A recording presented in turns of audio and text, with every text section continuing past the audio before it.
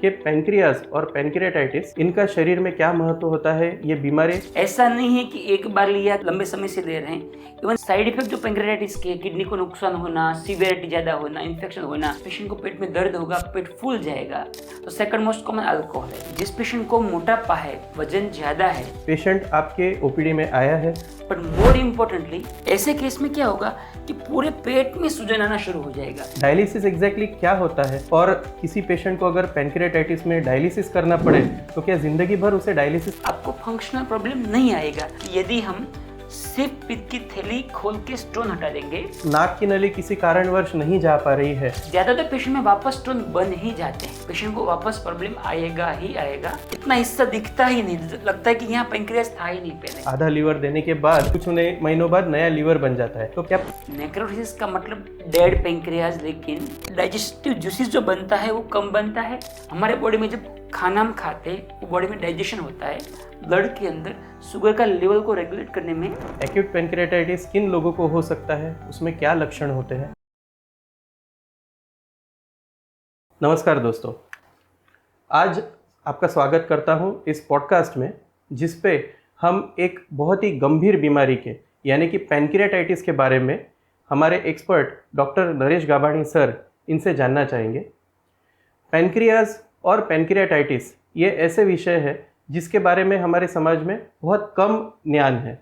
आज हम सर से ये जानना चाहेंगे कि पैंक्रियाज और पैंक्रियाटाइटिस इनका शरीर में क्या महत्व होता है, ये बीमारी किस हिसाब से गंभीर है और उन्होंने इस विषय पर क्या क्या काम किया है। स्वागत है सर आपका। नमस्कार सर, हमारे श्रोता ये जानने चाहेंगे कि पैंक्रियाज के विषय पर आपने आज तक क्या क्या काम किया है। देखिए, पैंक्रियाज ये बीमारी बहुत कॉमन है, लेकिन कॉमन मैन के लिए कॉमन नहीं है। उसको पता नहीं है कि बीमारी क्या होती है। तो मैं पिछले 7 साल से इसके ऊपर वर्क कर रहा हूँ। हम सभी पेशेंट का डेटा कलेक्ट करते हैं, सभी की इमेज कलेक्ट करते हैं। हम काफ़ी सारे इसके ऊपर स्टडीज़ भी कर रहे हैं। और पैंक्रियाटाइटिस एक्यूट और क्रॉनिक और पैंक्रियाज कैंसर है, इसके ऊपर हम काफ़ी सारे पेशेंट के अंदर नए तरीके ढूंढ रहे हैं कि हाउ वी कैन ट्रीट। बहुत सारे पेशेंट के अंदर जैसे पैंक्रियाज में ट्रॉमा होता है, उसमें सर्जरी के नए तरीके ढूंढने की हम कोशिश भी कर रहे हैं। And we have develop some new operations also. तो ये सब हमारा पैंक्रियाज का पिछले 7 साल का वर्क है। हमने लास्ट 2 साल में ही ऑलमोस्ट 600 से ज़्यादा पेशेंट का ट्रीटमेंट पैंक्रियाज के विषय में करा है। मैं आपको एक बात और कहना चाहूँगा कि पैंक्रियाज इस विषय पर सोलली काम करने वाले बहुत ही कम लोग हैं। शायद ही गुजरात में कोई और सर्जन होंगे जिन्होंने सिर्फ और सिर्फ पैंक्रियाज पर इतना डिटेल में काम किया है। तो मेरा सौभाग्य है आज सर को यहाँ पे वेलकम करने के लिए पॉडकास्ट में, और हम बहुत डिटेल में जानना चाहेंगे उनसे इस विषय के बारे में। पैंक्रियाज ये ऑर्गन हमारे शरीर में क्या महत्व रखता है, उसके क्या काम है, वो कहाँ पर स्थित होता है, हमें ज़रा बताइए। पैंक्रियाज हमारे बॉडी के अंदर, पेट के अंदर, स्टमक और रीढ़ की हड्डी के बीच में आता है। मैं आपको डायग्राम से समझाऊंगा तो शायद बेटर आइडिया आएगा। ये हमारी अन्नली है, फिर स्टमक आता है, और फिर ये छोटी आंत। थोड़ा जूम करके देखते हैं हम उसको, सेम एरिया को। तो ये स्टमक है, उसके बाद में ये छोटी आंत आती है, स्मॉल इंटेस्टाइन। उसके पास में ये पैंक्रियाज है। उसका मेन काम है पाचक रस बनाना, डाइजेस्टिव जूसेस बनाना। ये पैंक्रियाज में जो जूस बनते हैं, एक नली से, उसको हम डक्ट बोलते हैं, यहाँ से वो आंत में जाके रास्ता खुलता है। तो जब हम खाना खाते हैं तो फूड 3 घंटे स्टमक में रहता है। उसके बाद में जब वो स्मॉल इंटेस्टाइन में फूड आता है, तब पैंक्रियाज से पाचक रस आके उसके अंदर मिलते हैं, मिक्स होते हैं, जो फूड को डाइजेस्ट करने में हेल्प करता है। इसके सिवा पैंक्रियाज का एक हार्मोनल फंक्शन भी है। वो इंसुलिन, ग्लूकागोन जैसे कई हार्मोन्स बनाते हैं। और इंसुलिन का मेन रोल है, आप सबको जानते हैं, कि शुगर का रेगुलेशन, बॉडी के अंदर, ब्लड के अंदर शुगर का लेवल को रेगुलेट करने में एक काम आता है। इसलिए डायबिटीज जब हम बात करते हैं तब उसमें भी वही आता है कि इंसुलिन का लेवल अप या डाउन होता है। तो एक काम भी पैंक्रियाज करता है। मतलब कि पैंक्रियाज का हमारे शरीर में डाइजेशन और शुगर को कंट्रोल रखने में बहुत इम्पोर्टेंट काम है। उसके साथ साथ बाकी भी बहुत सारे वो काम करता है।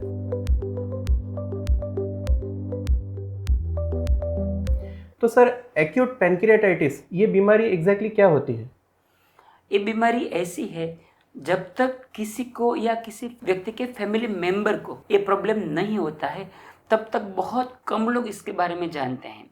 बेसिकली मेडिकल की भाषा में जहाँ पीछे आईटी शब्द आता है, जैसे एपेंडिसाइटिस मतलब एपेंडिक्स में सूजन, कोलिसिस्टाइटिस मतलब गॉल ब्लैडर में सूजन, ऐसे ही पैंक्रेटाइटिस का मतलब होता है पैंक्रियाज में सूजन आना। लेकिन जब हम एक्यूट पैंक्रेटाइटिस बोलते हैं तब मतलब है सडनली अचानक ही पैंक्रियाज में सूजन आना, और काफ़ी सारे केस में ये टेम्पररी होता है, ये आके फिर थोड़ा टाइम के बाद चला जाता है, उसके बाद उसके कंसिक्वेंसेस नहीं रहते, परमानेंट चेंज पैंक्रियाज में नहीं रहते काफ़ी सारे पेशेंट में, सभी में तो ऐसा ज़रूरी नहीं है। तब हम उसको एक्यूट पैंक्रियाटाइटिस बोलते हैं। वो भी हम थोड़ा यहाँ ड्राइंग से समझेंगे तो बेटर आइडिया आएगा। ये जो पैंक्रियाज हमारा है, अब बहुत बार जैसे एग्जांपल देता हूँ कि कोई पेशेंट में यहाँ कोई भी रीजन से रास्ता ब्लॉक हो गया, अब पैंक्रियाज पाथरस तो बना रहा है लेकिन वो बन के आगे जाने का रास्ता ब्लॉक हो गया, तो ऐसे केस में क्या होगा कि जूसेस आसपास लीक होता है। हम इसको एक वीडियो के द्वारा समझेंगे तो शायद आपको और बेटर आइडिया आएगा। जो मैंने समझाया वही चीज़ है। ये पैंक्रियाज है हमारा, ये स्मॉल इंटेस्टाइन है और ऐसे पैंक्रियाज आता है। अब एक्यूट पैंक्रियाटाइटिस में इसमें हम वीडियो के द्वारा समझेंगे कि क्या है। जो मैंने ड्राइंग में समझाया वही चीज़ है यहाँ, कि ये स्टमक है, ये स्मॉल इंटेस्टाइन है, ऊपर लीवर में से पित्त आता है या पैंक्रियाज से पाचक रस आता है, यहाँ वाल्व है रेगुलेशन का। अब जब किसी को गॉल ब्लैडर में स्टोन होता है तो यहाँ से कोई छोटा मोटा स्टोन गॉल ब्लैडर से आगे जाके ये पित्त की नली में जाता है, वहाँ से आगे जाके वो पैंक्रियाज और बाइल डक्ट का जो रास्ता है कॉमन चैनल वहाँ फंस जाता है। तो क्या हुआ कि पैंक्रियाज का रास्ता ब्लॉक हो गया, तो पैंक्रियाज को जो पाचक रस बनाना है वो बाहर लीक होना शुरू हो जाएगा, वहाँ सूजन आएगा, उसको हम एक्यूट पैंक्रियाटाइटिस बोलते हैं। लेकिन कई बार कॉज अलग हो सकती है, जैसे हमने गॉल ब्लैडर का एग्जांपल दिया क्योंकि ये सबसे कॉमन है। वो ड्रग से भी होता है, अल्कोहल से, काफ़ी सारे कारण हैं, बट सभी में अल्टीमेटली होता क्या है कि पैंक्रियाज में सूजन आता है, ये सबसे कॉमन चीज़ है। सर, ये बीमारी सच में इतनी गंभीर है कि इसमें पेशेंट की जान की जोखिम भी होती है, या ये ऐसी बीमारी है जिसे हम खाली मेडिकल से दवा लेके भी ट्रीट कर सकते हैं? पैंक्रियाटाइटिस हम चाहे नाम उसको सिर्फ एक ही बीमारी का देते हैं, लेकिन it is a spectrum of disease. मतलब ये है कि कुछ मरीज़ के अंदर वो डिसीज़ इतना माइल्ड होता है, इतना हल्का होता है कि पेशेंट को अटैक आके चला गया, उसको लगा मुझे एक दिन गैस हुआ था और अच्छा हो गया, और कोई सिम्टम्स नहीं आते, हल्का फुल्का पेन और शायद एक बार वॉमिटिंग। उसका सामने ऑपोजिट एंड है, कई बार इतना सीवियर डिसीज होता है कि पूरा पैंक्रियास डेड हो जाता है, वहाँ इन्फेक्शन रहता है, पेशेंट कई बार लंबे समय तक आईसीयू में भी रहते हैं और कई बार मल्टीपल सर्जरीज की भी ज़रूरत पड़ती है, और ऐसे केस में कई बार जान का भी जोखिम होता है। तो ऐसा नहीं कि उसका प्रेजेंटेशन फिक्स है, कभी कभार बहुत हल्का डिसीज भी होता है और कई बार बहुत ख़राब डिसीज भी हो सकता है। दोनों को हम एक्यूट पैंक्रियाटाइटिस ही बोलते हैं। लेकिन जब यहाँ डिसीज पैंक्रियास डेड होता है तब हम उसको एडिशनली नेक्रोटाइजिंग पैंक्रियाटाइटिस बोलते हैं। सर, हम विस्तार में आपसे ये और समझना चाहेंगे, बट उससे पहले वीडियो में आपने दिखाया कि गॉल ब्लैडर से एक स्टोन नीचे उतरकर पित्त की नली में और पैंक्रियास की नली में अटक गया था और उसके वजह से उस वीडियो में पैंक्रियाटाइटिस हुआ है, ऐसे बताया गया था। क्या पत्थर के अलावा और क्या कारण है कि जिससे पैंक्रियाटाइटिस पेशेंट को हो सकता है? मोस्ट कॉमन जो मैंने बताया गॉल ब्लैडर स्टोन है, उसके बाद सेकंड मोस्ट कॉमन है अल्कोहल। जो लोग अल्कोहल का सेवन करते हैं उसमें ऐसा नहीं है कि एक बार लिया लंबे समय से ले रहे हैं, इवन सिंगल टाइम अल्कोहल लेने से भी हो सकता है, लॉन्ग टाइम लेते हैं उसको ज़्यादा रिस्क रहता है। तो सेकंड मोस्ट कॉमन अल्कोहल है। इसके सिवा कोलेस्ट्रॉल के अंदर टाइप आता है, उसको ट्राइग्लिसराइड बोलते हैं, बॉडी में वो ज़्यादा होने से भी पैंक्रियाटाइटिस होता है। कैल्शियम, कई बार पैराथायरॉइड ग्लैंड होते हैं यहाँ, उसमें कोई ट्यूमर की वजह से बॉडी में एक्सेसिव कैल्शियम होता है, उसकी वजह से भी पैंक्रियाटाइटिस हो सकता है। इसका मतलब ऐसा नहीं कैल्शियम फूड में ज़्यादा लेने से होता है, ऐसे नहीं होगा। कुछ इन्फेक्शंस है, वायरल इन्फेक्शन से पैंक्रियाटाइटिस होता है। जैसे कोरोना के टाइम पे हमने काफ़ी सारे मरीज़ को कोरोना की वजह से पैंक्रियाटाइटिस होते हुए देखा था। कुछ मेडिसिन है, कुछ एलोपैथिक मेडिसिन भी है और कुछ टॉक्सिन भी है, उससे भी पैंक्रियाटाइटिस हो सकता है, बट ये सब रेयर कोज है। यंग पेशेंट के अंदर जिसकी एज 30 ईयर से लेस कम है, ऐसे पेशेंट में एक वेराइटी आती है जिसको हेरिडेटरी पैंक्रियाटाइटिस बोलते हैं। हेरिडेटरी का मतलब ऐसा नहीं कि बाकी फैमिली मेंबर को होगा, लेकिन उसका मतलब है हमारा डीएनए जो है, क्रोमोसोम है, उसमें कुछ डिफेक्ट होती है, उसको हम म्यूटेशन बोलते हैं। जो पेशेंट में एक डीएनए में डिफेक्ट होती है, वो लोगों के अंदर पैंक्रियाटाइटिस का रिस्क कुछ हद तक बढ़ जाता है, उसको हम हेरिडेटरी पैंक्रियाटाइटिस बोलते हैं। अल्कोहलिक पैंक्रियाटाइटिस, जो लोग दारू का सेवन करते हैं, मेरे नॉन ऐसे 2 लोग हैं जो सालों से दारू पी रहे हैं पर आज तक उन्हें कभी पैंक्रियाटाइटिस नहीं हुआ। तो किन लोगों में अल्कोहल के सेवन के बाद पैंक्रियाटाइटिस होने की संभावना होती है और हम ये कैसे जान सकते हैं? देखिए, अल्कोहल की वजह से पैंक्रियाटाइटिस होता है, लेकिन सबको नहीं होता है। इट इज़ जस्ट लाइक कोई ऐसा बोलता है, कोई ड्रिंक करके ड्राइविंग करते हैं, इट इज़ जस्ट लाइक कि कोई बोलेगा कि चलो मैं ड्रिंक करके ड्राइविंग करता हूँ लेकिन मेरा एक्सीडेंट आज तक कभी नहीं हुआ। It is all about possibility, आपकी संभावनाएं बढ़ जाती है। ऐसे ही अल्कोहल में भी है कि जो लेने वाले लोगों में भी बहुत कम को पैंक्रियाटाइटिस होता है, लेकिन ओवरऑल आप देखिए तो जो लोग अल्कोहल नहीं ले रहे हैं उसकी कंपैरिजन में जो लोग अल्कोहल ले रहे हैं उसमें पैंक्रियाटाइटिस होने के चांस काफ़ी ज़्यादा होते हैं। तो कॉज तो डेफिनेटली है, लेकिन सभी में क्यों नहीं होता है? रीज़न ये है कि हमारे यहाँ हम 2 हिट थ्योरी बोलते हैं। कुछ लोगों के शरीर के अंदर उसका जो बॉडी का केमिकल कंपोजिशन है, उसके अंदर अल्कोहल किसी टॉक्सिन जो आता है उसको न्यूट्रलाइज करने का, उसको टैकल करने का ऑलरेडी मैकेनिज्म है। तो ऐसे पेशेंट में कई बार जिंदगी भर अल्कोहल काफ़ी मात्रा में लेते फिर भी पैंक्रियाटाइटिस नहीं होता है। कुछ पेशेंट को बहुत कम मात्रा में लेने के बाद भी पैंक्रियाटाइटिस हो सकता है, क्योंकि बॉडी की ससेप्टिबिलिटी सबकी अलग अलग है। तो कहने का मतलब ये है कि किसी भी मात्रा में अल्कोहल पीना ये डेफिनेटली एक रिस्क फैक्टर है पैंक्रियाटाइटिस के लिए। ऐसा नहीं कि आप बहुत कम मात्रा में दारू पी रहे हैं तो शायद आपको पैंक्रियाटाइटिस ना हो।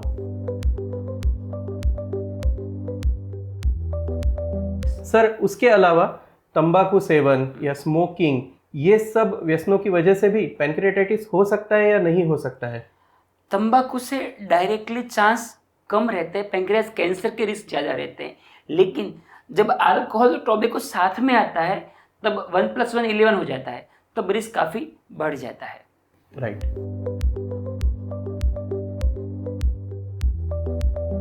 सर, जो हमारे सोसाइटी में आजकल जीवन शैली के कारण मोटापे का रिस्क बढ़ता जा रहा है, ज़्यादातर लोग आप देखते हो तो अनहेल्दी और मोटे होते हैं, तो ऐसे मोटापे की वजह से क्या पैंक्रियाटाइटिस का रिस्क बढ़ता है? देखिए, मोटापे की वजह से पैंक्रियाटाइटिस का रिस्क तो थोड़ा बढ़ता है, बट मोर इम्पोर्टेंटली जिस पेशेंट को मोटापा है, वजन ज़्यादा है, ऐसे मरीज में जब पैंक्रियाटाइटिस होता है तो कॉम्प्लिकेशन, उसके साइड इफेक्ट जो पैंक्रियाटाइटिस के, किडनी को नुकसान होना, सीवियरिटी ज़्यादा होना, इन्फेक्शन होना, ये रिस्क बढ़ जाता है। मेडिकल की भाषा में हम बोलते हैं कि सीवियर पैंक्रियाटाइटिस, यानी कि खराब प्रकार का पैंक्रियाटाइटिस ओबीस पेशेंट में ज़्यादा रहता है। तो डेफिनेटली हमारी जीवन शैली पर और हमारे शरीर यष्टि पर ध्यान देना बहुत ज़रूरी है। सर, अभी हमने काफ़ी विस्तार में ये समझा कि पैंक्रियाटाइटिस क्या होता है, वो किन लोगों में हो सकता है और वो किस प्रकार से शरीर में होता है। अभी सबसे मेन सवाल ये है सर कि किसी को पैंक्रियाटाइटिस हुआ है, ये कैसे जाने, उसके क्या क्या लक्षण होते हैं? देखिए, एज अ पेशेंट किसी व्यक्ति को खुद को मुझे पैंक्रियाटाइटिस है ऐसा समझना थोड़ा मुश्किल है, क्योंकि सिम्टम्स कुछ कॉमन हैं। फिर भी जनरली पैंक्रियाटाइटिस जब एक्यूट फेज में आता है तब अचानक से सडनली पेट के ऊपरी हिस्से में, नाभि के ऊपरी हिस्से में दर्द शुरू होता है, और ये जो दर्द है वो कई बार बहुत तेज दर्द होता है। हम ऐसा बोलते हैं कि जैसे स्टोन का पेन बहुत खराब होता है, पैंक्रियाटाइटिस का पेन उससे भी खराब तरीके से सीवियरिटी का होता है, और कई बार ये पेन यहाँ से पीठ में पीछे जाता है, अपर बैक में। साथ में पेशेंट को वॉमिटिंग भी हो सकती है, कई बार शुरुआत में या थोड़ा समय बाद फीवर भी आ सकता है। बट ये जो सिम्टम्स है वो जनरल है, इसलिए मैं कह रहा हूँ यदि आपको अपर एब्डोमेन में ऊपर के हिस्से में पेन हो रहा है, वॉमिटिंग हो रही है, तो आपको पैंक्रियाटाइटिस होने के चांस बहुत कम होते हैं। खुद ही डरने की ज़रूरत नहीं। जब भी कब हम सिम्टम बोलते हैं ना, तो लोग सिम्टम सुन के डर जाते हैं कि मुझे भी वो बीमारी है। ऐसा नहीं है, जनरली डायग्नोसिस डॉक्टर के पास जाके ही हो सकता है, खुद आप अपनी डायग्नोसिस करना मुश्किल है। सर, पर अगर किसी को ऐसे सिम्टम्स हो रहे हो, क्या उसे माइल्ड सिम्टम्स या सिर्फ गैस की प्रॉब्लम मानकर खुद ही दवा लेनी चाहिए या हमने ज़रूर डॉक्टर को एक बार दिखाना चाहिए? देखिए, पैंक्रियाटाइटिस एक बहुत सीरियसली लेने वाली बीमारी है, उसको इग्नोर कभी नहीं करना चाहिए। एटलीस्ट आपको कभी यहाँ दर्द हो रहा है, बैक में जा रहा है, सिम्टम्स कुछ मैच भी करते हैं, एटलीस्ट एक बार अपने डॉक्टर के पास जाइए, डॉक्टर को दिखा दीजिए। हो सकता है उसको लगेगा तो उसकी जांच कराएंगे, नहीं है तो ठीक है, बट एटलीस्ट फर्स्ट टाइम जब सिम्टम्स आते हैं तो इग्नोर मत करिए। कई बार हमने देखा है कि पेशेंट को पैंक्रियाटाइटिस होता है, वो इग्नोर करते हैं, कई बार सिम्टम्स बहुत ज़्यादा नहीं होते, लेकिन वही पेशेंट 4-5 या 10 साल के बाद आते हैं तो पैंक्रियास पूरा खत्म हो गया होगा उसका। पैंक्रियास जैसा कुछ यहाँ बचेगा नहीं, सिर्फ नली बचेगी और फंक्शनली अभी डाइजेशन का भी इश्यू आएगा और साथ में डायबिटीज़ भी आएगा। तो एटलीस्ट एक बार डॉक्टर के पास जाना ज़रूरी है। तो दोस्तों, कहने का मतलब कि अगर आपको ऐसे कोई भी सिम्टम्स आ रहे हो तो डरना नहीं है, बट ज़रूर अपने डॉक्टर को कंसल्ट करना है। अगर आप खुद फिजिकली वहाँ क्लिनिक पर जा सकते हो तो बहुत ही अच्छी बात है।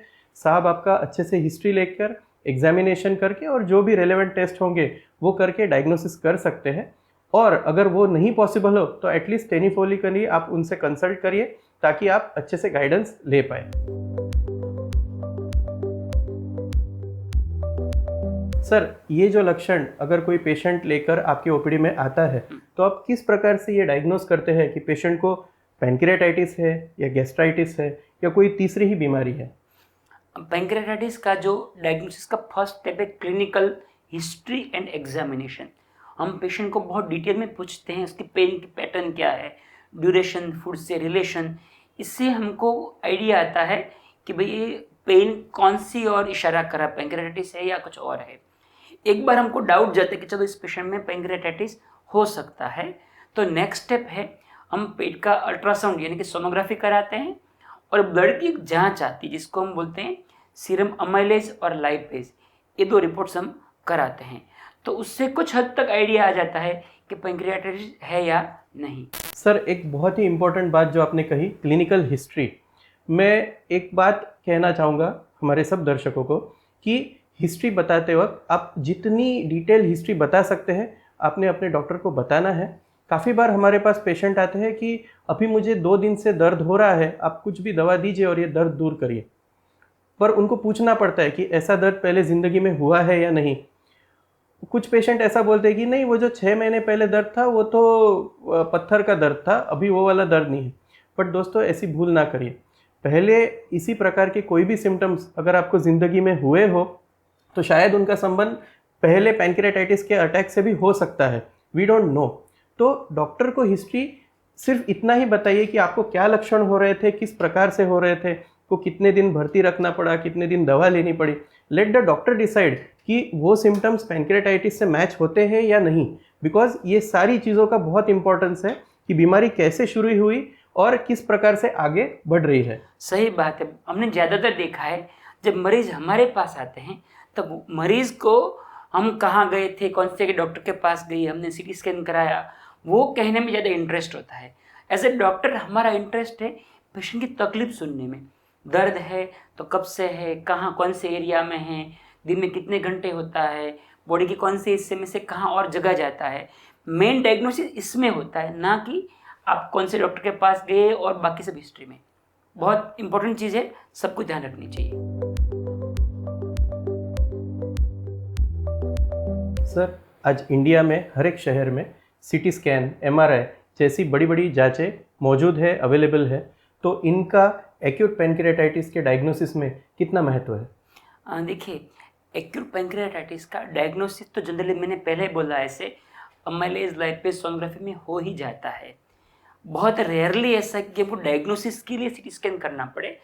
ऐसे केस में क्या होता है कि जैसे कुछ और डायग्नोसिस को डाउट है, पैंक्रियाटाइटिस के लक्षण नहीं हैं और हम स्कैन कराते हैं। अदरवाइज पैंक्रियाटाइटिस के फर्स्ट 7 डेज में सीटी स्कैन का बहुत रोल नहीं है। हमने बहुत बार देखा है कि लोगों को शायद आइडिया नहीं होगा, पता नहीं होगा, और लोग डायग्नोसिस होने के बावजूद भी या तो भय से या कोई और रीज़न से शुरुआत में सीटी स्कैन कराते हैं। उससे ट्रीटमेंट में कोई चेंज तो नहीं होता है, कभी कभार नुकसान भी हो सकता है। इसलिए हम सबको बोलते हैं कि फर्स्ट 7 डेज में स्कैन कराने की ज़रूरत नहीं होती है। एमआरआई जो आपने बताया उसका मेन रोल है कॉज ढूंढने में। कई बार पैंक्रियाटाइटिस का अटैक पेशेंट को आ गया, लेकिन उसका कारण पता नहीं चला कि क्यों पैंक्रियाटाइटिस हुआ है। ऐसे केस में हम MRCP एक टाइप का MRI करते हैं, जिसके अंदर हमको इस रास्ते में कोई स्टोन है तो दिख जाता है। कई बार कई लोगों में पैंक्रियाज का और लीवर का रास्ता सेपरेट होता है और इसका मुंह छोटा होता है, इसको हम पैंक्रियाज डिवीजन बोलते हैं। ये सब देखने के लिए MRI करते हैं। जब पेशेंट को पेन हो रहा है उस वक्त CT स्कैन MRI का बहुत रोल नहीं है। जो पेशेंट को पैंक्रियाज कुछ डेड हो गया है, वहाँ इन्फेक्शन हुआ है, पानी भरा है, ये सब चीज़ एक हफ्ते बाद होती है, तब CT स्कैन की ज़रूरत पड़ सकती है। ओके सर, तो पैंक्रियाटाइटिस होने के बाद पेशेंट आपके OPD में आया है, उसे सीवियर पेन हो रहा है, तो आपने जो भी ब्लड टेस्ट करना था, सोनोग्राफी करना था, वो करके ये डायग्नोस किया है कि पेशेंट को एक्यूट पैंक्रियाटाइटिस है। अभी ट्रीटमेंट आप किस हिसाब से शुरू करेंगे? जनरली एक्यूट पैंक्रियाटाइटिस का जब अटैक आता है तब की जो ट्रीटमेंट है वो बेसिक सेम ही रहती है। मेनली है फ्लूइड, यानी कि बॉडी में पानी की कमी हो जाती है तो पानी की बोतल चढ़ानी पड़ती है। वो सबसे क्रुशियल, सबसे मेन पार्ट है। आपके लिए, पेशेंट के लिए एक मैसेज है कि यदि कोई घर पे है और ऐसा प्रॉब्लम आता है तो एटलीस्ट शरीर में पानी की कमी ना हो। ओरली आप शायद सॉलिड नहीं ले पाओगे, बट वाटर अच्छे से लेना है और as soon as possible hospital में पहुंचना है। साथ में दूसरा है पेन। पैंक्रियाटाइटिस का पेन बहुत तेज होता है, खतरनाक पेन होता है, इसके लिए हमको पेन किलर्स देने की ज़रूरत पड़ती है। लेकिन एक और इश्यू है, पैंक्रियाटाइटिस कई बार किडनी को डैमेज करता है, इसलिए हमको सोच के दवाई देनी पड़ती है कि जो किडनी को नुकसान ना करे। कुछ पेन किलर है कि जो किडनी में डैमेज करता है। एक और मैसेज है कि स्पेशली डॉक्टर्स के लिए, पर सबके लिए काम का है कि पैंक्रियाटाइटिस के सिम्टम्स है, लक्षण पेन उसके जैसा है तो डायनापार है जो किडनी को डैमेज कर सकता है, ऐसे पेन किलर नहीं लेना चाहिए, क्योंकि कई बार साथ में पैंक्रियाटाइटिस भी है और वो दवाई भी लोगे तो किडनी को डैमेज ज़्यादा हो सकता है। इसके सिवा और कोई स्पेसिफिक मेडिसिन पैंक्रियाटाइटिस के लिए नहीं आती है। जब एक्यूट अटैक है, जब आपको पेन हो रहा है, हमारा मेन काम शुरू होता है जब ये अटैक चला जाए, उसके बाद में कारण ढूंढने में। शुरुआत में दवा बेसिक ही रहती है। सर, एक बहुत अच्छा चीज़ आपने बताया कि अगर कोई पेशेंट घर पर है, किसी कारणवश वो हॉस्पिटल नहीं पहुंच पा रहे हैं, तो घर पर भी भरपूर पानी पीना ज़रूरी है। सर, हम ये कैसे जान सकते हैं कि किसी पेशेंट में पानी की कमी हो रही है? ऐसे क्या लक्षण होते हैं कि हमें डिहाइड्रेशन की मात्रा समझ में आती है? पानी की कमी तो कोई भी व्यक्ति खुद को जान सकते हैं। एक है प्यास, थ्रस्ट। पेशेंट जब शरीर में पानी की कमी होती है तो शरीर में पानी नहीं है तो मुंह में प्यास लगती है, मुंह सूखने लगता है। देखिए, पैंक्रियाटाइटिस में जो पानी की कमी हो, पानी एक्सटर्नल बाहर लॉस नहीं है। डायरिया में क्या है कि शरीर में से पानी बाहर चला गया। यहाँ इंटरनल लॉस है। इंटरनल लॉस का मतलब है जो ब्लड वेसल्स के अंदर जो पानी है, हमारे ब्लड में 90% के आसपास पानी होता है, तो वाटर लीक होकर बाहर टिश्यू में जाता है। इसको हम इंट्रावास्कुलर डिहाइड्रेशन बोलते हैं, तो मुंह सूखता है। दूसरा, यूरिन कम आता है। कई बार तो दिन भर में एक आध बार बहुत कम क्वांटिटी में यूरिन आए, डार्क येलो कंसंट्रेटेड यूरिन आता है। बहुत BP और भी कम होता है कई बार पानी की कमी से, तो पेशेंट को वीकनेस लगता है, चक्कर आता है, बट वो बहुत आगे बढ़ने के बाद होता है। ये सब लक्षण है डिहाइड्रेशन के, और यदि आपको लक्षण है तो पानी की इनटेक बढ़ाना चाहिए। सर, एक्यूट पैंक्रियाटाइटिस में पैंक्रियाज ऑब्वियसली और किडनी के अलावा और कोई ऑर्गन अफेक्ट होती है? यानी कि अगर किसी के लंग्स है या लीवर है या आंतड़े है, क्या इन पर भी असर होता है? पैंक्रियाटाइटिस समझाने के लिए we can take example of corona virus का। जब किसी को इन्फेक्शन, सीवियर इन्फेक्शन होता था, तब क्या होता था, वायरस से प्रॉब्लम नहीं था, लेकिन वायरस बॉडी में जाता था, उसकी वजह से जो केमिकल बॉडी पैदा करती है, इम्यून रिस्पॉन्स है। तो इसमें भी ऐसा ही है कि पैंक्रियाज में सूजन जो आता है, उसकी वजह से बॉडी बहुत सारे इन्फ्लेमेटरी केमिकल पैदा करते हैं और वो पूरे ब्लड में जाके सभी ऑर्गन को इट कैन अफेक्ट। किडनी को भी नुकसान कर सकता है, हार्ट में जाता है, लंग में जाता है, सांस की तो प्रॉब्लम हो सकती है। उसको acute respiratory distress syndrome, ARDS बोलते हैं। हार्ट में जाएगा तो पेशेंट का हार्ट रेट बढ़ेगा, BP कम होगा। तो ये ऐसी बीमारी है कि सभी ऑर्गन को अफेक्ट कर सकती है। सर, पैंक्रियाटाइटिस के पेशेंट में कभी आपने ये पाया है कि पेशेंट हॉस्पिटल में आने के बाद उसकी सांस फूल गई हो और उसे ऑक्सीजन या फिर वेंटिलेटर तक की ज़रूरत पड़ी है? देखिए, मैंने जैसे बोला है कि सभी ऑर्गन को अफेक्ट कर सकता है।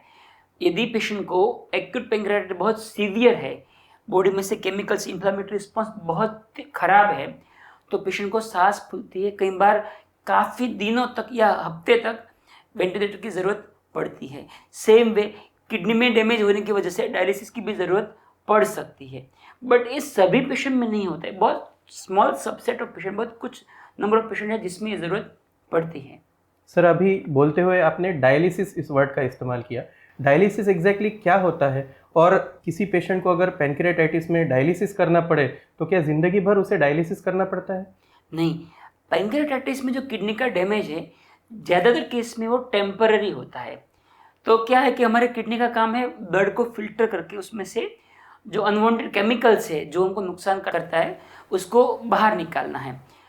एक्यूट पैंक्रियाटाइटिस के दौरान यदि किडनी टेम्पररी काम करना बंद कर देती है, तो ऐसे समय में हमको डायलिसिस से जो किडनी वाला काम है मशीन से करवाना पड़ता है। उसमें क्या करते हैं कि पेशेंट के बॉडी में सुई लगाते हैं, यहाँ से एक जगह से ब्लड बाहर आता है और दूसरी जगह से वो ब्लड वापस फिल्टर होकर बॉडी में अंदर जाता है। नॉर्मली हम सुई नेक में लगाते हैं और उससे डायलिसिस होता है, बट जनरली ये टेम्पररी होता है। Long term permanent damage normally होता नहीं है। यानी कि डायलिसिस मशीन एक प्रकार की किडनी का ही काम कर रही है, पर शरीर के बाहर से। तो हमने अभी देखा कि एक्यूट पैंक्रियाटाइटिस में इनिशियल कुछ दिनों तक बहुत बड़ी जांचों की भी ज़रूरत नहीं है और बहुत बड़ी बड़ी दवाइयों की भी ज़रूरत नहीं है। बेसिक दवाइयाँ जो हमको देनी है वो है सलाइन, यानी कि पानी चढ़ाना है, हमें पेन किलर्स देनी है, पर ऐसी पेन किलर्स जो किडनी पर असर ना करे या दूसरे ऑर्गन में कोई साइड इफ़ेक्ट ना करे, और शायद किसी को ऑक्सीजन या वेंटिलेटर की ज़रूरत पड़े। सर, जैसे जैसे ये बीमारी आगे बढ़ती है तो किस प्रकार के कॉम्प्लिकेशंस हो सकते हैं, उसके लिए क्या ट्रीटमेंट दी जाती है, या थोड़े दिन में अपने आप वो ठीक हो जाता है? 80% पेशेंट में ये डिसीज सेल्फ लिमिटिंग होता है, यानी कि कुछ कॉम्प्लिकेशंस नहीं होते हैं। बाकी 20% पेशेंट में कुछ ना कुछ कॉम्प्लिकेशन होते हैं। प्रॉब्लम क्या हो सकती है? सबसे कॉमन है पेंक्रियास का कोई हिस्सा, जैसे मैंने बताया कि डेड हो जाता है, जिसको हम नेक्रोसिस बोलते हैं। पेंक्रियास का कोई हिस्से में ब्लड सप्लाई सडनली बंद हो जाता है, वो हिस्सा डेड हो गया। तो नेक्रोटाइजिंग पेंक्रियाटाइटिस के अंदर आगे जाके ये डेड जो टिश्यू है वो अंदर ही पड़ा है, वहाँ ब्लड तो जा नहीं रहा है, तो वहाँ शरीर में कोई हिस्से में आके बैक्टीरिया वहाँ आ जाते हैं और इन्फेक्शन करता है, तो उसको इन्फेक्टिव फिर नेक्रोसिस बोलते हैं कि जो डेड टिश्यू इन्फेक्ट हो गया। अब प्रॉब्लम क्या है कि जैसे कई जगह पस बॉडी में बना है, जैसे हमको फीवर आया या कहीं छोटा मोटा फोड़ा भी हुआ है, तो वहाँ से चीरा मार के पस निकाल सकते हो। यहाँ इन्फेक्शन एक बार हो गया, ये एरिया ऐसा है कि बाहर से आप उसको एक्सेस नहीं कर सकते हो, तो ये इन्फेक्शन को जाने में बहुत टाइम लगता है, लंबे समय तक दवाई चलती है। कई बार इन्फेक्शन ज़्यादा बढ़ गया तो ऊपर से हम बाहर से नली डालते हैं, इसको हम PCD बोलते हैं, यानी कि पर क्यूटेनियस ड्रेनेज। बाहर से नली डाल के अंदर रखते हैं, जो पस से धीरे धीरे बाहर आता है। एक और इश्यू है कि यहाँ जो इन्फेक्शन है, जो पस है वो सॉलिड फॉर्म में होता है, लिक्विड होता नहीं है शुरुआत में, तो नलियाँ लंबे समय तक रहती है। कई बार नलियाँ रखने के बाद भी पूरा इन्फेक्शन बाहर नहीं आता है, तो उसको हम ऑपरेशन से इस इन्फेक्शन को, डेड टिश्यू को निकालते हैं। 2 तरीके से ऑपरेशन करते हैं। एक केस में है कि हम सिर्फ छोटा सा होल करके दूरबीन डाल के इसको करते हैं, इसको मिनिमल इन्वेजिव नेक्रोजेक्टोमी बोलते हैं। और कई बार बहुत सारी जगह पे एक साथ में डेड टिश्यू आ गया है, तो उसको हम ओपन सर्जरी से करते हैं। पैंक्रियाटाइटिस के अंदर जो इन्फेक्शन होता है, सिर्फ पैंक्रियाज में ही नहीं, कई बार बड़ी आंत के पीछे, छोटी आंत के आसपास, लीवर के आसपास, स्टमक के आसपास कहीं पे इन्फेक्शन होता है, क्योंकि ये जो पानी लीक होता है ना, वो सब जगह जा सकता है। तो इसको हम बोलते हैं एक्यूट इन्फेक्टिव नेक्रोटाइजिंग पैंक्रियाटाइटिस। और जो कॉम्प्लिकेशन है, कई बार क्या होता है कि बहुत ज़्यादा हिस्सा डेड नहीं हुआ है, लेकिन यहाँ रास्ता बंद है, यहाँ एक छोटा सा हिस्सा डेड हुआ, वहाँ से जो डाइजेस्टिव जूसेस वो लीक होकर बाहर जाता है। पाचक तो बंद रहे हैं, आगे का रास्ता ब्लॉक है, तो कई जगह प्रेशर से लीक हो जाता है और पानी का यहाँ गुब्बारा जैसा बन जाता है। इसको हम इनिशियल फेज में एक्यूट कलेक्शन बोलते हैं, बाद में हम उसको सूडोसिस्ट बोलते हैं। उसका मतलब है कि पेट के कोई हिस्से में जो पैंक्रियाज पाचक रस बनाता है, उसका जमा हो जाना, एक पूरे वॉल के अंदर एक पानी का फुग्गा जैसा बन जाता है। ये शुरुआत के स्टेज में बन के कई बार धीरे धीरे 2, 3, 6 महीने तक भी चल सकता है, लेकिन इसकी जो ट्रीटमेंट है उसमें सभी पेशेंट में ट्रीटमेंट की ज़रूरत नहीं पड़ती, ज़्यादातर केस में अपने आप चला भी जाता है। सर अभी मैं एक एक पॉइंट पर फोकस करना चाहूँगा, क्योंकि पैनक्रियाटाइटिस इतना वास्ट डिजीज़ है, हमारे लिए ये समझना बहुत मुश्किल है कि ये सारे कॉम्प्लिकेशंस को कैसे ठीक किया जाता है। तो हम विस्तार में एक एक चीज़ पर बात करेंगे।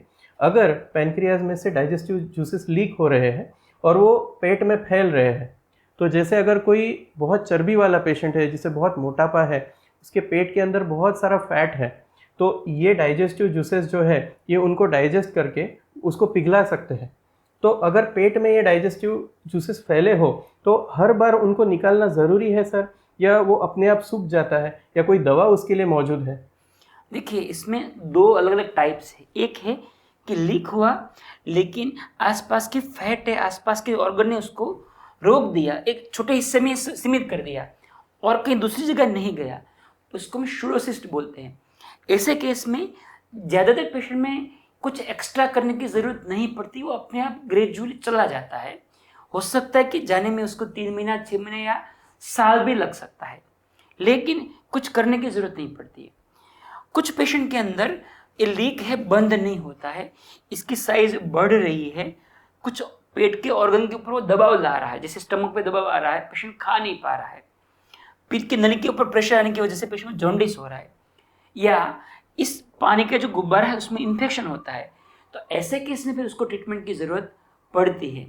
बाकी केस में कई बार वो अपने आप चला जाता है। जो ट्रीटमेंट जो है वो 2 तरीके से होती है इसमें भी। एक है मुंह में दूरबीन डाल के ये स्टमक और ये जो पानी भरा है दोनों के बीच में हम रास्ता बना देते हैं, जिसमें हम स्टेंटिंग बोलते हैं। तो क्या होगा कि जो जूस यहाँ से लीक हो रहा है वो इस गुब्बारे में जा रहा है, यहाँ से वो वापस स्टमक में जाके अपने नेचुरल रास्ते पे चला जाएगा। कई बार ये काम एंडोस्कोपी से पॉसिबल नहीं है, तो हमको दूरबीन से, लेप्रोस्कोपी से भी करने की ज़रूरत पड़ती है। ये बात हुई ट्रीटमेंट ऑफ शूडोसिस्ट की। यदि ये पानी जो है लीक होके पूरे पेट में फ्रीली जा रहा है, हमारा बॉडी उसको कोई एक एरिया में सीमित नहीं कर पा रहा है, ऐसे केस में क्या होगा कि पूरे पेट में सूजन आना शुरू हो जाएगा, पेशेंट को पेट में दर्द होगा, पेट फूल जाएगा। तो ऐसे केस में हमको बाहर से नली डाल के इस पानी को निकालना ज़रूरी है। Right sir. तो जैसे पहले केस में आपने सूडोसिस्ट के बारे में बताया, तो बेसिकली ब्लॉकेज को आप एक प्रकार से बाईपास कर रहे हैं स्टेंट द्वारा या ऑपरेशन द्वारा, और दूसरी केस में जिसे कि पैनक्रियाटिक असाइटिस कहा जाता है, तो ऐसे केस में आप बाहर से उसको ड्रेन कर रहे हैं ताकि वो बाकी ऑर्गन्स को डैमेज ना करे। अब सर आते हैं कि पैनक्रियाटिक नेक्रोसिस, जो आपने कहा कि पैनक्रियास का कोई हिस्सा डेड हो गया है, तो इस विषय में ऐसे डेड पार्ट को क्या हम अंदर छोड़ते हैं, हर बार निकालना पड़ता है या नहीं निकालना पड़ता है? कितने लोगों में इसमें इन्फेक्शन हो सकता है? देखिए, नेक्रोसिस का मतलब डेड पेंक्रियाज, लेकिन इसका मतलब ऐसा नहीं सभी में इन्फेक्शन होगा, सभी में कोई नली डालनी पड़ेगी या ऑपरेशन आएगा। काफ़ी सारे पेशेंट में कोई छोटा सा हिस्सा डेड हो जाता है और वो अपने बॉडी उसको हील कर देता है। इतना, जैसे इस सेम पेशेंट में आप 3 महीने 6 महीने बाद देखोगे तो इतना हिस्सा दिखेगा ही नहीं, वो बॉडी उसको डाइजेस्ट करके एब्जॉर्ब कर लेता है, और ऐसे पेशेंट में कुछ करने की ज़रूरत नहीं पड़ती। कभी कभार ऐसा भी देखा है कि पेंक्रियास का बहुत बड़ा सा हिस्सा डेड हो गया है और कुछ समय के बाद अपने आप बॉडी उसको कंट्रोल कर लेती है, ऐसा चला जाता है, नया नहीं बनता है लेकिन कुछ नुकसान नहीं करता है। ऐसे केस में कुछ नहीं करना है। इन्फेक्शन यदि हो जाता है यहाँ, तो ऐसे केस में भी काफ़ी सारे में सिर्फ दवाई देने से इन्फेक्शन चला जाता है। सभी पेशेंट में उसको निकालना या अंदर नली डालने की ज़रूरत नहीं रहती है। अगर जहाँ हिस्सा छोटा है, ऐसे केस में ज़्यादातर मरीज में ऑपरेशन या नली की ज़रूरत नहीं पड़ती है। ऐसे इन्फेक्शन में सर आप किस प्रकार की एंटीबायोटिक्स देना पसंद करते हैं? देखिए, एंटीबायोटिक्स जो पैंक्रियाटाइटिस में जनरली हमने देखा है कि लोग ओवर यूज़ करते हैं, स्पेशली शुरुआत के 7 दिन में। पैंक्रियाटाइटिस लंबी बीमारी है, तो हर बार हमारा फोकस होता है कि हमारे पास जो भी एंटीबायोटिक अवेलेबल है उसको हम बचा के रखें। शुरुआत के फेज़ में कभी कभार क्या होता है कि सूजन की वजह से पेशेंट को बुखार आता है और लोग हैवी एंटीबायोटिक शुरू कर देते हैं। फिर जब एक्चुअली पेशेंट को इन्फेक्शन शुरू हो जाता है और लंबे समय चलता है, तब हमारे पास अच्छी दवाई नहीं होती है क्योंकि हमने ऑलरेडी इसको यूज़ कर ली है, कुछ समय बाद वो काम नहीं देती है। इसलिए पहली बात, शुरुआत के 7 दिन में तो एंटीबायोटिक नहीं ही देना है। उसके बाद यदि देना भी है तो बहुत सोच समझ कर देना है। छोटे से फीवर आ गया तुरंत डोज बढ़ा दिया, हैवी दवाई दे दी, ऐसा नहीं करना है। ये बहुत ही क्रुशियल है। हमने देखा है कि जो पेशेंट के अंदर शुरुआत के स्टेज में सभी एंटीबायोटिक आपने यूज़ कर लिया, वो पेशेंट में जब 1 महीने बाद इन्फेक्शन बढ़ गया, ऑपरेशन की ज़रूरत पड़ रही है, तब हमारे पास एंटीबायोटिक अवेलेबल नहीं बची होती है और कई बार इसकी वजह से पेशेंट की जान भी जा सकती है। तो ये समझना बहुत ज़रूरी है, जैसे सर ने कहा कि पहले 7 दिनों में पैनक्रियाटाइटिस के भले ही पेशेंट को बुखार आ रहा हो, you need to be very careful कि ये इन्फेक्शन के कारण है या खाली हमारे शरीर के रिस्पॉन्स के कारण फीवर आ रहा है।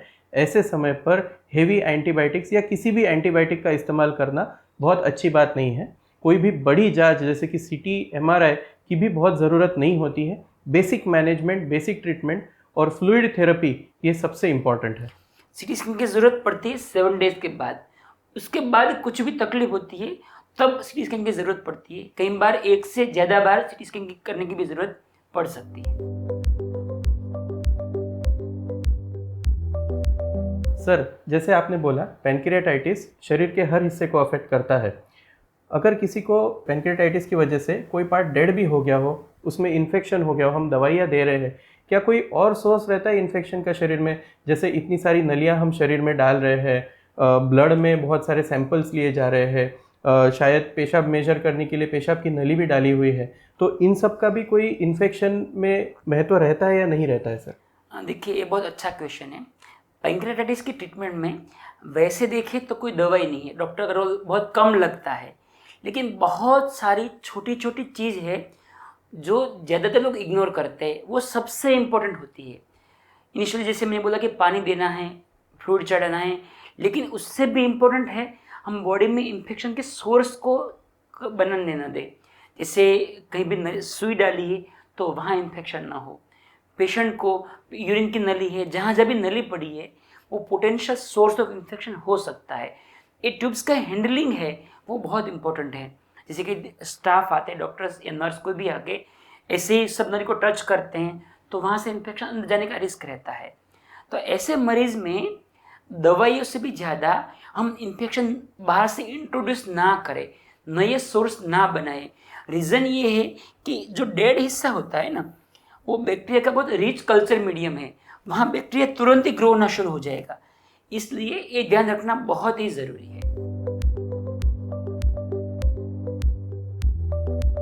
एक और बात जो हमने टॉक में सुनी कि पैनक्रियाटाइटिस में काफ़ी बार पेशेंट को उल्टियाँ होती है, बहुत दर्द होता है, तो पेशेंट खाना नहीं खा पाता है। बट बहुत दिन खाना न खाने से पेशेंट को वीकनेस आएगा।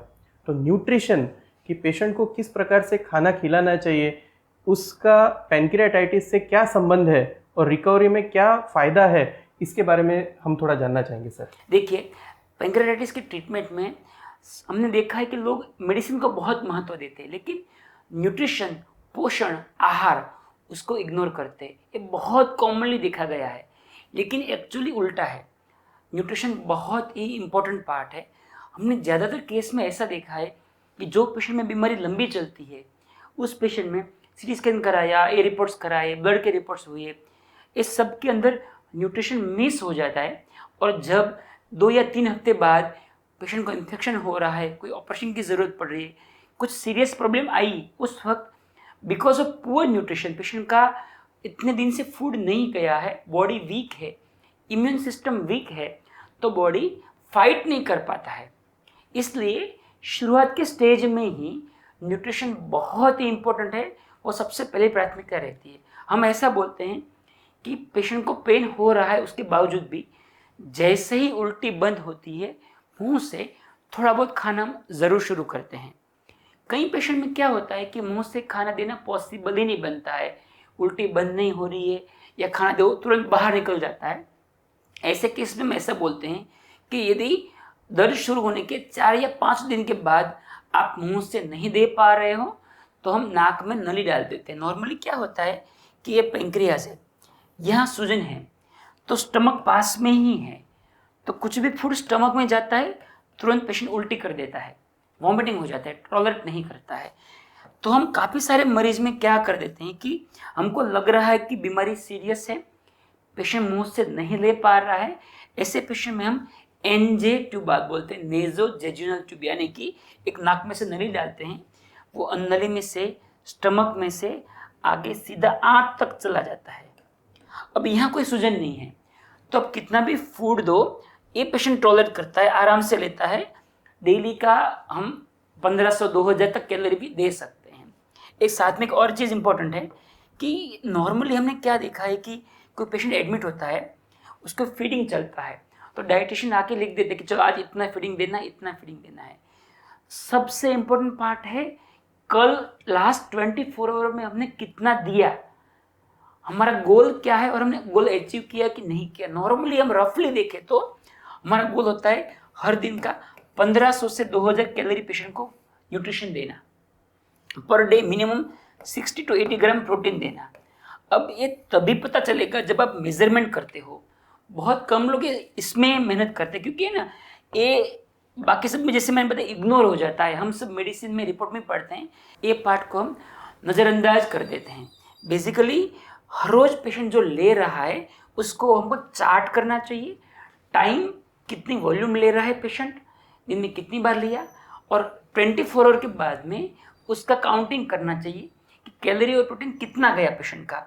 एंड देन हमको आइडिया आएगा, जैसे आज का हमारा गोल था 1500 कैलोरी, लेकिन आज 1000 ही गया, उसका मतलब है 500 की डेफिसिट है। तो नेक्स्ट डे हम ट्राई करेंगे फूड में चेंज करके इस डेफिसिट को कैसे ख़त्म किया जाए, कैसे पूरा किया जाए। ये साइंटिफिक अप्रोच है, इसके बिना न्यूट्रिशन को मेंटेन रखना, बॉडी के इम्यून सिस्टम को मेंटेन रखना बहुत ही मुश्किल है। एक बहुत अच्छी बात हमको सर की प्रैक्टिस में ये पता चली कि न्यूट्रिशन पर खास फोकस दिया जा रहा है और ये रिकॉल किया जा रहा है, जिसे डाइटरी रिकॉल कहा जाता है, कि दूसरे दिन पहले दिन का टारगेट अचीव हुआ है या नहीं हुआ है, कितना लॉस है, कितना बेनिफिट मिला है, और उसको अभी सुधारने के लिए हम अगले दिन क्या क्या चेंजेस कर सकते हैं। सर, आपने एक एनजे ट्यूब के बारे में डिस्क्राइब किया जो कि नाक से डाली जाती है। इस नली से क्या हम सब कुछ खाने की चीज़ें दे सकते हैं या कुछ स्पेसिफिक पाउडर्स ही हम उसमें से दे सकते हैं? देखिए, वो नली है तो उसमें से दे पाएंगे लिक्विड, लेकिन हम कोई भी चीज़ लिक्विड में दे सकते। जैसे मूंग है, उसको ब्लेंड कर दिया, लोगों ने रोटी भी दिया, रोटी में क्या करते, दूध में ब्लेंड कर दे, मिल्क में उसको, और फिर भी उसमें से दे सकते हैं। प्रोटीन पाउडर भी दे सकते हैं, काफ़ी सारी चीज़, लेकिन सब लिक्विड फॉर्म में चाहिए, बस सॉलिड उसमें से नहीं जाएगा। लेकिन उसका मतलब ये नहीं कि सिर्फ फ्रूट जूस देना, हमने बहुत बार देखा है लोग नली होते ही सिर्फ फ्रूट जूस देते, उसमें कैलोरी नहीं होती है। देखिए, ऐसा है कि ये सब लंबी बीमारी है, ऐसे केस में फ्रूट में से, वेजिटेबल में से हमको विटामिन मिलते हैं, लेकिन वो विटामिन हम टेबलेट के फॉर्म में भी दे सकते हैं। बट प्रोटीन और कैलोरी ऐसी चीज़ है कि वो सिर्फ फूड से ही दे सकते हैं, दवाई से वो नहीं पॉसिबल है। इसलिए ऐसे मरीज में बोलते हैं कि फ्रूट जूसेस है, वेजिटेबल कम कर दीजिए, आप कैलोरी और प्रोटीन पे फोकस करिए, हमारा जो गोल है वो अचीव करने की कोशिश करिए, वो बहुत ज़रूरी है। सर, एक और प्रश्न इसी से संबंध में, अगर नाक की नली किसी कारणवश नहीं जा पा रही है तो और कोई जगह है शरीर में जहाँ से हम नली इंट्रोड्यूस करके खाना दे सकते हैं? और दूसरी बात, अगर कोई पेशेंट बेहोश है या वेंटिलेटर पे है और हम ट्यूब फीडिंग नहीं दे पा रहे हैं क्योंकि उसके आंतड़े काम नहीं कर रहे हैं या वो स्टूल पास नहीं कर रहा है, तो और कोई फॉर्म है कि हम टेम्पररी उसको पोषण दे सकते हैं? देखिए, नाक बेस्ट तरीका यही है कि नाक की नली से फीड जाए, मुंह से नहीं ले पा रहा है तो। बहुत सारे पेशेंट डरते हैं कि नाक की नली, लेकिन वो डरने की बात नहीं है।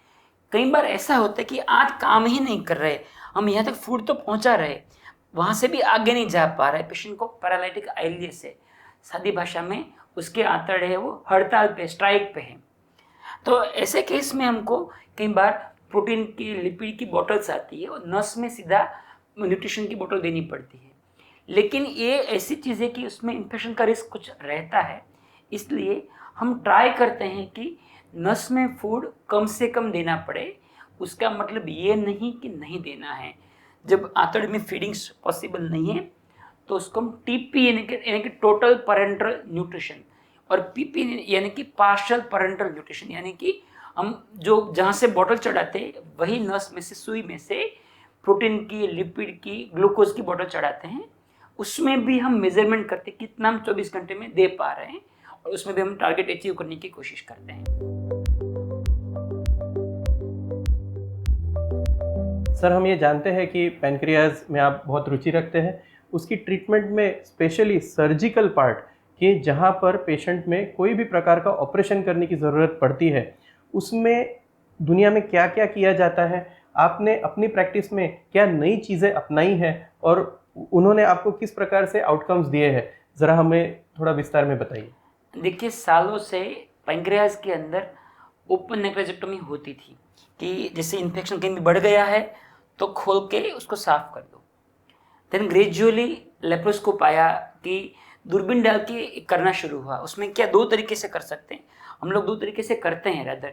एक नाभि के पास में होल डाल के जो सफाई बड़ा चीरा रख के करते थे, वही सफाई के लिए छोटे से 3 या 4 होल पड़ते हैं, अंदर इंस्ट्रूमेंट जाते हैं और वो इंस्ट्रूमेंट से हम सफाई करते हैं। हमने जो नया चेंज जो किया है वो है, कई बार क्या हमने देखा है कि शुरुआत के 1 या 2 हफ्ते के अंदर ही पेशेंट के अंदर पानी भरना शुरू हो जाता है या कोई हिस्से में इन्फेक्शन बढ़ जाता है। तो एक हमने जो नई शुरुआत वो की है कि पूरा बेहोश करे बिना लोकल एनेस्थीसिया में हम छोटा सा कट रख के, जो नली पहले डालते थे वो बहुत छोटी थी, जो सालों से चला आ रहा था, वो बहुत पतली नली डाली। अभी हमने क्या शुरू किया, बहुत मोटी नली डालते हैं, इसको हम एडी के ड्रेन बोलते हैं। कई बार हमने 7वें 10वें दिन भी ये नली डाली है पेशेंट में, और उससे रिजल्ट काफ़ी अच्छे मिले हैं जनरली, कि ये नली डाल के जो अंदर जो खराब पार्ट है वो बड़ी नली से आराम से निकलता है। तो ऐसे पेशेंट में ऑपरेशन की ज़रूरत कम पड़ती है। एक और जो तरीका हम अपनाते हैं वो रिट्रोपेरिटोनियोस्कोपी बोलते हैं। जैसे कोई पेशेंट के अंदर यहाँ पानी भरा हुआ इन्फेक्शन है तो हम पेट नहीं खोलते, उसमें क्या करते हैं, साइड में से पहले नली डालते हैं और उसके ऊपर ही हम दूरबीन अंदर से जाने देते हैं। उसको हम वर्किंग लेप्रोस्कोप बोलते हैं। जो दूरबीन है वो 1 सेंटीमीटर यानी कि 10 मिलीमीटर का आता है। दूरबीन के अंदर ही चैनल आती है जहाँ से हम इंस्ट्रूमेंट डालते हैं और ये पूरे की सफाई करते हैं। ऐसे हम काफ़ी मरीज में कर रहे हैं। उससे हमको फ़ायदा ये मिला कि सर्जरी का जो कॉम्प्लिकेशन रेट बहुत कम हो गया। जब पूरा खोलते हैं ना, तो ऐसे पेशेंट में वुंड में इन्फेक्शन लगना, टेम्पररी इन्फेक्शन बढ़ जाना, ये सब रिस्क रहते थे। अभी जहाँ जहाँ पॉसिबल है वहाँ एक छोटे से छेद से करते हैं तो इन्फेक्शन वहाँ से स्प्रेड नहीं होता है। सर्जरी के बाद में वुंड इन्फेक्शन का रिस्क कम रहता है। बाकी आंतों को नहीं हिला रहे हो तो और कई जगह पर टेम्पररी पानी नहीं भरता है और रिकवरी काफ़ी फास्ट होती है। और मुझे लगता है सर कि बिकॉज आप इतने छोटे इंसिजन्स से या छोटे चीरों से ऑपरेशन कर रहे हैं तो शायद पेशेंट को ऑपरेशन के बाद ज़्यादा दर्द भी नहीं रहता होगा और पूरा बेहोश भी नहीं करना पड़ता है, तो एनेस्थीसिया के कॉम्प्लिकेशन भी काफ़ी हद तक कम हो जाता है। इसको हम मिनिमल इन्वेजिव नेक्रोजेक्टोमी बोलते हैं। ये जान के बहुत खुशी हुई कि पैनक्रियास के फील्ड में काफ़ी सारी नई चीज़ें सर अपने प्रैक्टिस में अपना रहे हैं और कर रहे हैं।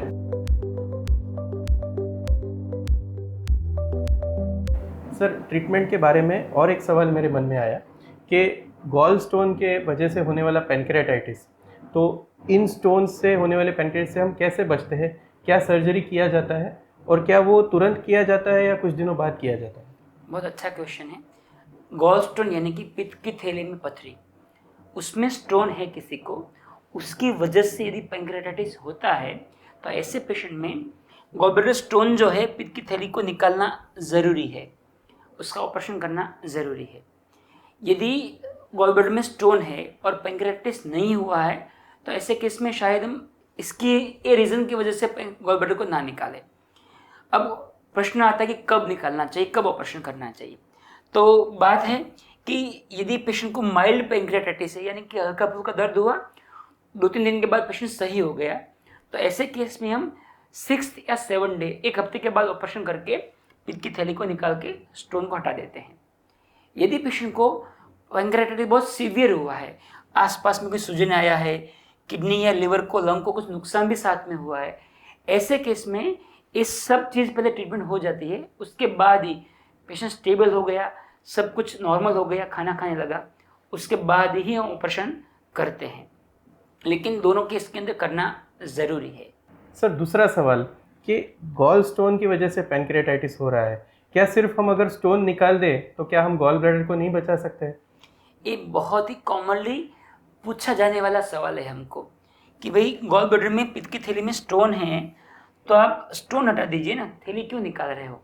बात ऐसी है कि यदि हम सिर्फ पित्त की थैली खोल के स्टोन हटा देंगे तो 6 मंथ या 1 ईयर के अंदर ज़्यादातर पेशेंट में वापस स्टोन बन ही जाते हैं। कई बार ऐसा देखा है कि विजिबल स्टोन शायद तुरंत ना बने, लेकिन छोटे छोटे क्रिस्टल बन जाते हैं, उसको माइक्रोलिथियासिस कहते हैं। उसकी वजह से भी वापस पेंक्रियाटाइटिस होता है। इसलिए वर्ल्ड वाइड दुनिया में हर साल लाखों मिलियंस ऑफ लोगों का गॉल ब्लैडर का ऑपरेशन होता है स्टोन की वजह से, लेकिन एक भी सर्जन ऐसा कोई नहीं करता है कि गॉल ब्लैडर खोल के स्टोन निकाल दिया। टेक्निकली वो पॉसिबल तो है, लेकिन प्रैक्टिकली वो रास्ता सही नहीं है। पेशेंट को वापस प्रॉब्लम आएगा ही आएगा। इसलिए जब भी पेशेंट को गॉल ब्लैडर में स्टोन है तो गॉल ब्लैडर स्टोन के साथ में पित्त की थैली निकालना बहुत ज़रूरी है, और उसकी वजह से लॉन्ग टर्म में कोई प्रॉब्लम नहीं होता है। कई पेशेंट को ऐसा लग रहा है कि पित्त की थैली निकल गई तो पित्त कहाँ बनेगा, तो गॉल ब्लैडर में पित्त नहीं बनता है, लिवर में बनता है। यहाँ बहुत छोटा हिस्सा स्टोर होता है। वो निकालने के बाद में ना तो आपको कोई खाने में परहेज रखने की ज़रूरत पड़ती है, ना कोई डाइजेशन का इश्यू आएगा। आपको पहले से ही एसिडिटी, गैस, कब्ज कोई बीमारी है तो वो वैसे का वैसे ही रहेगा। ये निकालने से ना वो इम्प्रूव होगा ना बढ़ेगा। सर, गॉल ब्लैडर निकालने से क्या भविष्य में पैंक्रियाटाइटिस पूरी तरह से चला जाता है या फिर भी वो हो सकता है?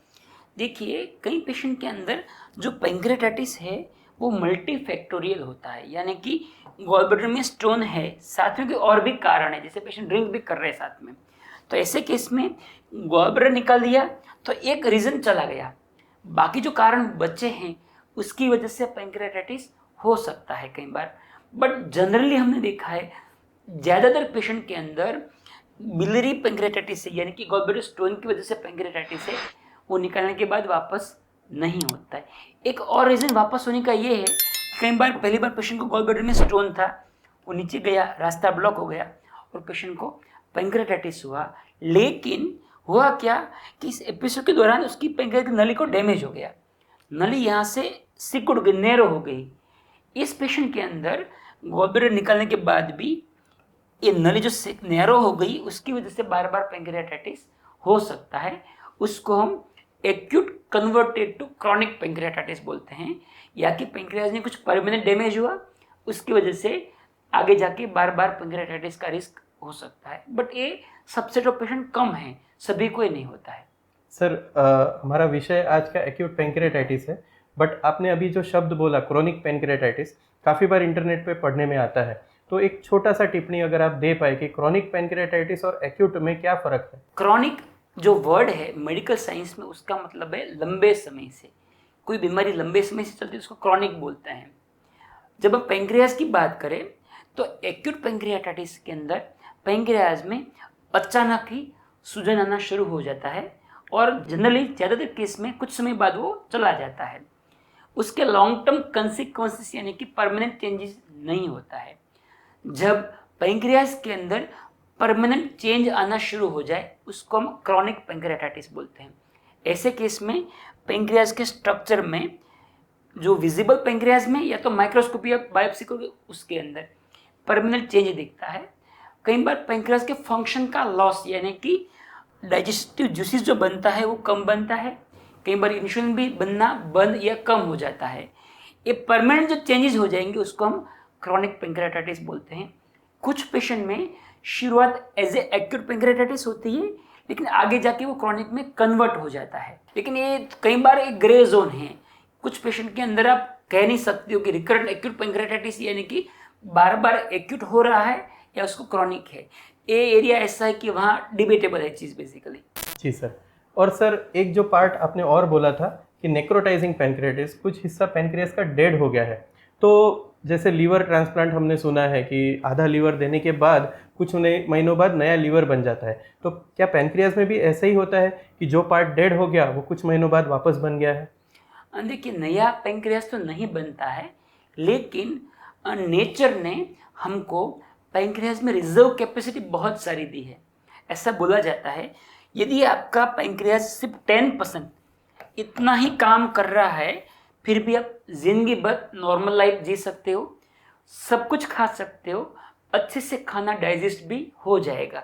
इसलिए पेनक्रियाज का कुछ हिस्सा जाने की वजह से आपको फंक्शनल प्रॉब्लम नहीं आएगा, वो वापस तो नहीं बनेगा। लेकिन ऐसे पेशेंट हम कभी भी 1 साल 2 साल बाद वापस कोई रीजन से स्कैन कराते तो इतना हिस्सा दिखता ही नहीं, लगता है कि यहाँ पेनक्रियाज था ही नहीं पहले, बट उसकी वजह से फंक्शनल इशू बहुत बार नहीं आते। आज हमने जाना कि पेनक्रियाज क्या होता है, एक्यूट पेनक्रियाटाइटिस किन लोगों को हो सकता है, उसमें क्या लक्षण होते हैं, उसे हम कैसे डायग्नोज करते हैं, उसमें ट्रीटमेंट में क्या क्या ऑप्शंस हमारे पास अवेलेबल है।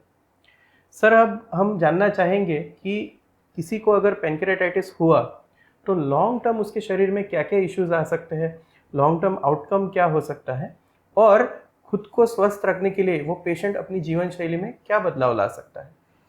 लॉन्ग टर्म जैसे मैंने बोला कि माइल्ड है, हल्का सूजन आके चला गया तो परमानेंट कोई चेंज नहीं आएंगे। लेकिन कुछ पेशेंट में जैसे पूरा पेनक्रियाज डेड हो गया या बहुत ज़्यादा मात्रा में पेनक्रियाज में डेड टिश्यू हो गए, ऐसे पेशेंट में डायबिटीज़ आने की रिस्क ज़्यादा है। जो पेशेंट को एक्यूट पेनक्रियाटाइटिस होता है उसमें आगे जाके डायबिटीज़ होने के रिस्क ज़्यादा है। सबको होगा ऐसा नहीं है, लेकिन रिस्क बढ़ता है।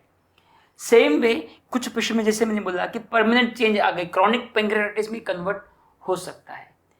कुछ पेशेंट में एक बार अटैक आया, भी 6 महीने साल भर कुछ नहीं हुआ, वापस रिकरेंट अटैक आते हैं जिसको हम रिकरेंट एक्यूट पेनक्रियाटाइटिस बोलते हैं। बार बार ये भी हो सकता है। इसमें से आगे जाके ट्यूमर कैंसर होने के चांस प्रैक्टिकली बहुत ज़्यादा नहीं है, सिवा के जब एक क्रॉनिक में हो जाए। एक बार क्रॉनिक पेनक्रियाटाइटिस हो जाता है, ऐसे पेशेंट में थोड़ा बहुत कैंसर का रिस्क तो बढ़ता है, लेकिन वो भी ऐसा नहीं है कि 100 में से 10-20 को होगा। हार्डली 1% जितना रिस्क रहता है आगे जाके कैंसर बनने का। और सर, इसमें हम जीवन शैली में ऐसे क्या बदलाव कर सकते हैं कि हमको बार बार पेनक्रियाटाइटिस होने से बचा पाए या क्रॉनिक में कन्वर्जन ना हो पाए उस बीमारी का, तो इसके लिए हम क्या कर सकते हैं। एक्यूट में से क्रॉनिक में कन्वर्ट होना वो शायद हमारे हाथ में नहीं है। जो फर्स्ट अटैक जब आता है उसका मैनेजमेंट ही ज़रूरी है उसमें, बट ओवरऑल बार बार ये न हो उसके लिए सबसे इम्पोर्टेंट एडिक्शन दूर करिए। यदि आप अल्कोहल ले रहे हैं, साल में एक बार भी ले रहे हैं, उसको भी बंद करना है। अल्कोहल नहीं लेना है, किसी भी फॉर्म में नहीं लेना है। दूसरा बहुत इंपॉर्टेंट पार्ट है कि कारण ढूंढना। बहुत बार क्या है कि लोग स्कैन लिख के दे, इसमें लिखा पेनक्रियाटाइटिस है, तो वहाँ काम खत्म नहीं हुआ, यहाँ से तो काम शुरू होता है हमारा। ये क्यों हुआ, वो कारण हम नहीं ढूंढेंगे तब तक उसको हम दूर नहीं कर पाएंगे। गॉल ब्लैडर में स्टोन है, उसको हटा दीजिए।